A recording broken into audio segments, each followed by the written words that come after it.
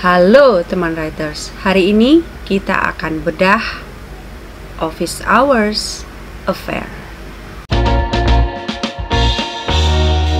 Seperti biasa, kita akan urai semua unsur-unsur yang ada di dalam novel-novel, buku-buku. Jadi ada dua hal ini yang bisa kita dapati. Yang pertama, jalan ceritanya seperti apa, ya kan, atau buku itu tentang apa. Dan yang kedua, kita tentu saja gali apa yang bisa kita pelajari, teknik apa ini pakai penulisnya, begitu apa kelebihan bukunya, apa yang bisa kita maksimalkan lagi. Semua itu tujuannya untuk improve tulisan kita sendiri ya teman writers. Jadi pastikan tonton sampai habis, nanti ada tips and trick. Yang kerennya hari ini akan ada pengumuman ya, siapa yang memenangkan giveaway 2 novel dari Mbak GL Putri. Yang pertama novelnya berjudul Although Gloomy Love dan Although Imperfect Life. Nanti di akhir video aku kasih tahu siapa yang menang giveaway-nya ya. Jadi terutama teman writers yang udah ikut giveaway, tonton sampai habis ya, semuanya tonton sampai habis karena banyak sekali hal yang bisa kita dapati dari video kali ini. Buku yang akan kita bahas ya, judulnya tadi sudah aku katakan, Office Hours Affair ya. Ini ditulis oleh Mbak Kanaya Aprilia. Nah, bukunya sudah pernah kita bahas di sini ya. Mbak Kanaya Aprilia ini 3 bukunya, ada satu lagi tuh bukunya yang belum kita bahas ya. Nah, ini buku keduanya. Office Hours Affair ini punya subjudul selingkuh di jam kerja. Nah, sebenarnya ini mungkin artinya ya. Ini terbit di Lovrins dan ini untuk ada tandanya ya, 18+, yaitu untuk 18 tahun ke atas. Nah, ini kita akan bahas singkat book performance-nya ya.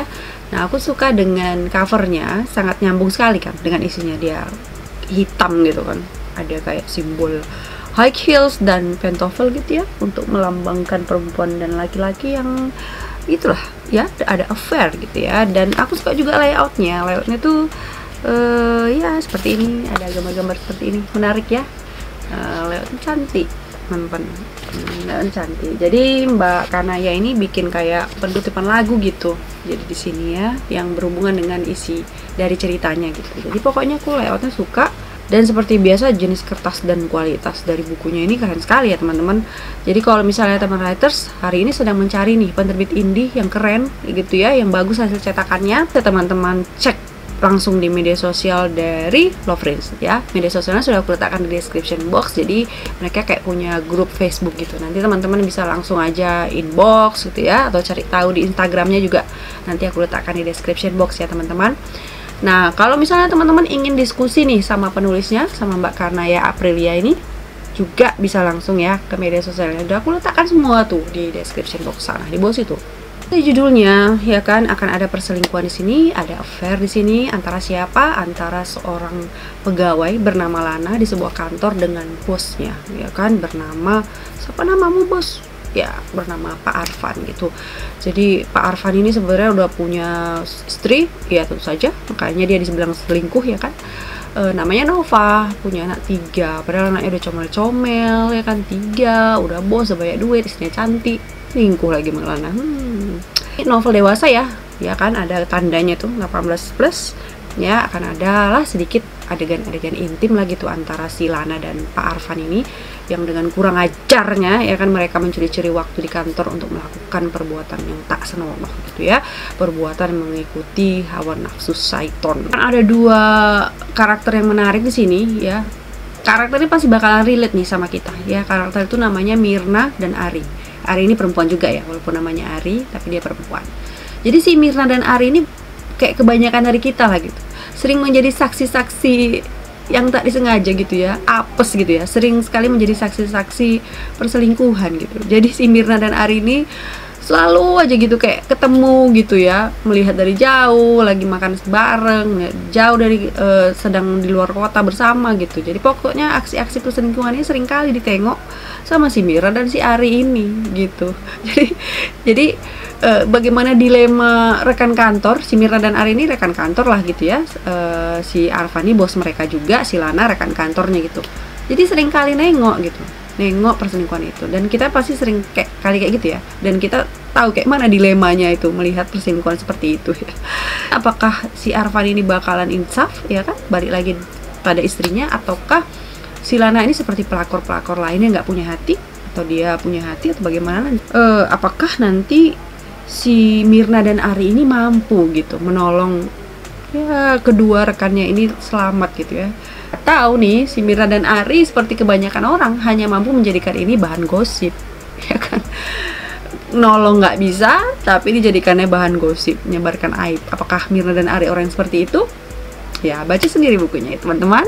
Ini cerita sebenarnya ini teman-teman sudah ketahui lah ya. Ini pasti mengangkat dari fenomena yang belakangan ini sering terjadi gitu ya.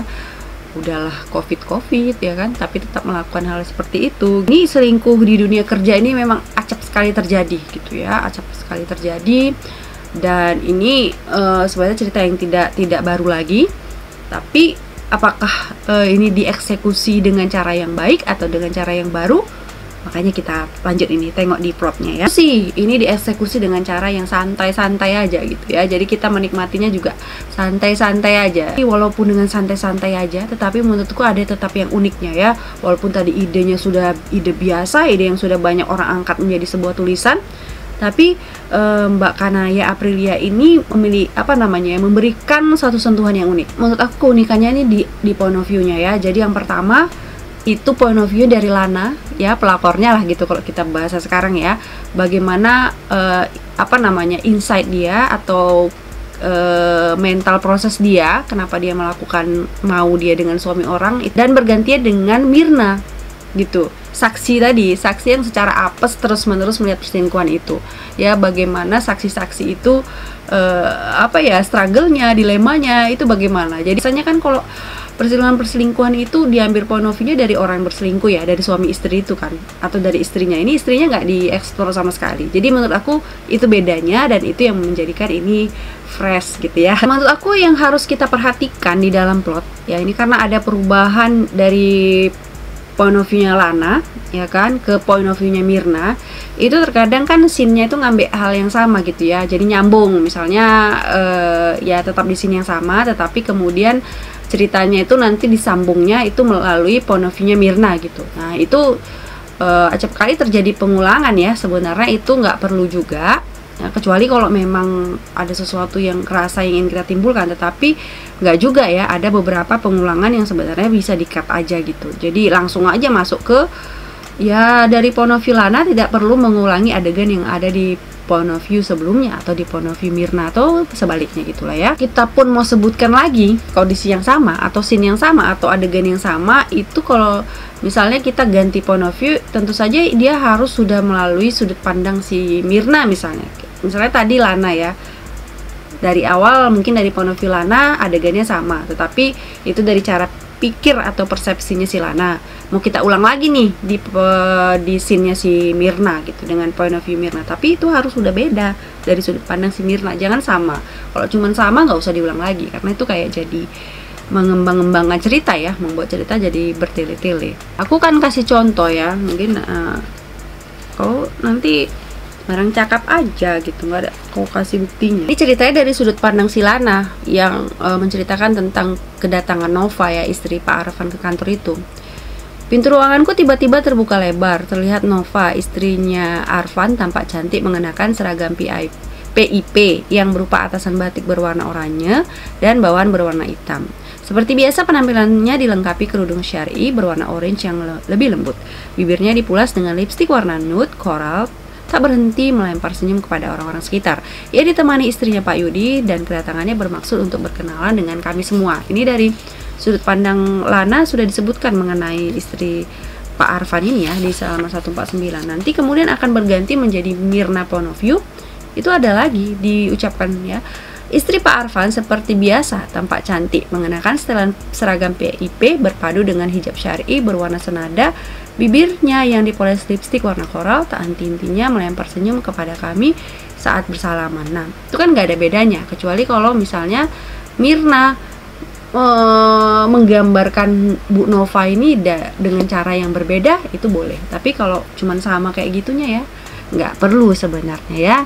Teman-teman bisa kita potong-potong tuh nanti kalau misalnya kita nulis, pas lagi nanti kita self editing bisa kita potong-potong yang sama-sama kayak gitu ya kan, biar efektif aja ceritanya, biar enak gitu jalan ceritanya, jadi lancar jaya. Begitu yang bikin cerita ini menjadi menjalar-jalar cabangnya ke sana sini, yang sebenarnya mungkin bisa agak-agak dipangkas, itu munculnya banyak sekali karakter-karakter cameo Yang karakter cameo ini perlu, kita kan terkadang ada tuh karakter-karakter yang cuman sekali lewat. Nah, karena karakter ini sekali lewat, makanya bahasnya nggak usah terlalu panjang. Nah, itu yang bisa bikin kita cerita kita jadi kayak bercabang-cabang ya, menjalar-jalar. Nah, itu bisa kayak misalnya ada kehadiran yang namanya Bu Desi ya di sini ya, di halaman 117, dan beberapa karakter cameo lainnya itu kayak ada nanti panjang gitu ya, satu paragraf tentang Bu Desinya ini gitu, tentang sifatnya. Karena nggak perlu kita sifat Bu Desi ini, kita perlu kehadiran yang sebentar itu aja gitu.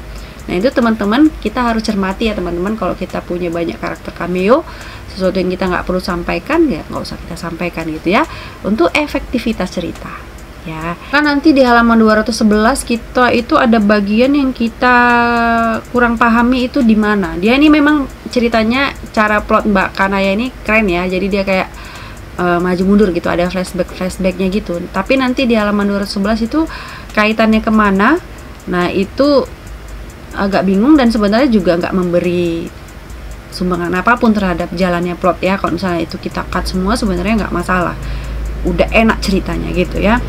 Nah untuk ending nih, aku pikir cukup bagus, puas lah dengan endingnya, aku sendiri suka dengan endingnya. Nah, cerita menurutku Mbak Kanaya ini seperti tadi ya, santai dia, mengalir gitu, bagus lah penyusunan kalimat-kalimatnya juga. Antara point of view si Lana dan si Myrna ini kan dia nanti pakai aku first person, tapi dia sudah beda orang gitu ya, itu terasa dia perbedaannya ya, perbedaan karakter Lana dan penulisan ketika karakter Myrna itu tampak sekali perbedaan gayanya itu berubah gitu. Nah, itu keren sekali. Saja mungkin di gaya cerita ini harus kita tebalkan lagi atau kita lapisi lagi, banyak ditaruh layer-layer gitu ya. Kalau misalnya kita di Photoshop gitu, banyak layer-layer yang menimpa sehingga dia menjadi lebih kayak 3D gitu ya, kayak 3D. Jadi kayak misalnya yang novel kemarin kita bahas itu yang kayak Although Gloomy Love, Although Imperfect Life, itu adalah salah satu contoh novel dengan layer-layer yang banyak ya gaya ceritanya, sehingga cerita itu jadi kayak hidup sekali gitu ya. Untuk karakter building ya cukup baik ya menurut aku, hanya saja mungkin bisa ini kayak terasa kayak agak tipis-tipis gitu ya, agak tipis-tipis dan masih bisa, tapi masih on the track lah ya, masih terjelas karakter arc-nya, masih jelas tujuan dari karakternya masih jelas, tapi mungkin agak di insight apa namanya kayak diisi kepala, itu mungkin bisa dikembangkan lagi ya, dikembangkan lagi. Tadi berhubungan dengan gaya cerita juga yang harusnya lebih banyak lagi layer-layernya ya teman-teman. Tempat Arfan dan Lana bekerja ya, itu kita tahu mereka ada di perusahaan gitu, tapi nama perusahaannya apa, udah gitu dia bergerak di bidang apa, itu agak kurang detail. Malah mungkin di sini lebih detail ke pakaian ya, pakaian fashion yang dipakai si Lana bagus juga sih. Tapi kalau misalnya dari segi setting ya, dari segi lokasi, dari segi aroma, ini kan banyak tempat, ini ada di Makassar ya kalau nggak salah, ada di Makassar, ada Surabaya, ada Jakarta, itu kayak settingnya itu kayak kurang di 3D kan lagi gitu ya, diberi ornamen-ornamen yang bisa lebih keren lagi gitu. Jadi ornamen-ornamen apa yang ada di sekitar tempat itu gitu ya. Aku ada satu contoh nih yang aku maksud dengan setting yang lebih detail gitu ya. Jadi kalau misalnya di Surabaya atau di mana gitu, kita hidupkan panca indera dari pembaca gitu ya, dengan cara setting yang mungkin bisa tambahi lagi layer-layernya ya, seperti yang ada di novel ini ya, Mary Higgins Clark, On the Street Where You Live. Jadi aku akan bacakan sedikit. Dia berbelok ke promenade, jalan kayu yang dibuat di tepi pantai untuk tempat berjalan-jalan dan merasakan embusan deras angin laut yang dingin menusuk. Sambil mengamati gumpalan awan yang berarak, dia menyimpulkan bahwa tidak aneh jika nanti salju turun, meskipun besok pagi adalah hari pertama musim semi. Musim dingin tahun ini sangat panjang. Setiap orang berkata mereka sangat merindukan udara yang hangat. Dia tidak. Baginya Spring Lake justru paling menyenangkan ketika akhir musim gugur sudah tiba. Ketika itu, orang-orang yang biasa datang berlibur di musim panas sudah mengunci rumah-rumah peristirahatan mereka dan tidak akan datang lagi bahkan untuk berakhir pekan. Jadi setting kita jelaskan dengan detail, tapi kita kayak gabungkan atau kita blended dengan karakternya, atau dengan jalan pikiran karakternya, atau dengan adegan atau tindak laku karakternya gitu ya. Jadi dia lebih hidup. Aku tata bahasa yang nggak sesuai KBBI atau yang nggak WEBI itu hanya beberapa. kalimat yang nggak sempurna ada, tetapi sedikit ya teman-teman. Saatnya kita reading time. Aku akan ambil dari point of view-nya si Myrna ya teman-teman, supaya kita bisa ngerti nih dilema orang yang selalu menjadi saksi ya. Apa sekali gitu kayaknya menjadi saksi-saksi kayak gitu ya. Aku akan bacakan. Sudah hampir pukul 9 malam ketika mobilku memasuki pelataran parkir kantor. Kenapa juga sampai ketinggalan hard disk? Padahal besok mau cuti. Gerutuku sambil cepat-cepat keluar dari mobil. Setelah itu mengunci mobil dan meminta kunci pada Pak Satpam untuk membuka ruangan. Mbak Myrna sih pelupa. Ari menertawakan ketololanku. Besok pesawat jam berapa mbak? Jam 9 beb, kataku. Aku berjalan beriringan dengan Ari masuk dari pintu depan. Hampir semua orang sudah pulang. Hanya ada beberapa orang di ruangan operasional. Mobil manajer masih ada. Bapak itu workaholic parah ya, kataku sambil mempercepat langkahku. Ari yang kuculik dari rumah hanya mengenakan piyama, jaket, dan jilbab langsung. Sementara aku pun tidak kalah berantakannya. Ari ini perempuan ya, nama lengkapnya Ari Wahyuni. Kami bertiga, aku, Ari, dan Bu Dewi adalah staf di bagian procurement, anak buahnya Mas Joko. Kami berdua pun segera naik ke lantai 2 dan mendengar suara televisi yang cukup keras dari dalam ruangan manajer. Bapaknya nyetel TV kenceng amat, itu kuping gak budek apa ya? Ari berkata sambil geleng-geleng kepala. Jadi kalau dari point of view Silana, ada suatu kejadian ini di dalam kantor bapak bos yang di situ ya. Jadi itulah salah satu ke-gap gitu sama Myrna dan si Ari ini tadi. Nah teman-teman, menarik ya kalau membacanya di sini. Tapi di sini nggak hanya sekadar menunjukkan perselingkuhannya atau affairnya ini tadi, tapi ini lebih ke pelajaran lah yang bisa diambil nanti ya di ending-endingnya. Makanya kalau baca itu sampai habis ya, jangan tengah-tengah aja. Nah, sekarang kita masuk ke tips and trick. Ini penting ya teman-teman. Kalau misalnya kita menuliskan sesuatu itu satu paragraf nih, kenalilah pokok utama paragraf kita itu pokok pikirannya apa gitu. Sehingga ketika kita muncul pikiran lain yang ingin kita tuliskan, kita tuh bisa ngerem supaya paragraf kita itu pokok pikiran dan uraiannya itu nyambung gitu. Kalau memang ada pikiran baru, buah pikir baru, kita bisa taruh di paragraf baru. Jadi nggak nyampur, nggak gena-gena gitu jadi paragraf kita ya. Dan writers kalau misalnya pingin bukunya itu bisa langsung pesan ke penulisnya ya, Mbak Kanaya Aprilia, atau ke penerbit Loveprints yang semua media sosialnya sudah aku letakkan tuh di description box. Nah sekarang ini aku akan umumkan 3 pemenang yang akan mendapatkan satu paket buku. Jadi isinya ada 2 ya kan, Although Gloomy Love dan Although Imperfect Life dari Mbak GL Putri. Nah, aku ingin mengucapkan terima kasih banyak ya teman-teman yang udah ikut kemarin ya. Semuanya sudah ikut giveaway dan jawabannya bagus-bagus sekali. Tapi giveaway ini memang terbatas, cuma harus milih 3 ya teman-teman. Jadi kemarin milihnya itu ya yang jawaban yang menurut aku paling menarik, udah gitu juga yang memang mengikuti syarat-syaratnya ya teman-teman. Nah, yang pertama pemenangnya adalah, aku akan bacakan Instagramnya aja ya, @rianihani ya kan, @rianihani. Udah gitu pemenang keduanya @ftr_rsty ya kan. Dan pemenang ketiganya adalah @ramendaseli25. Oke, selamat untuk pemenang. Tunggu DM dari aku ya untuk menanyakan alamat teman-teman. Nah, bagi yang belum beruntung, jangan lupa pantengin terus ya kan channel ini, kadang ada lagi nanti giveaway novel ya teman-teman. Saya mengucapkan terima kasih untuk Mbak GL Putri yang udah ngasih 3 paket buku ya kan, keren sekali.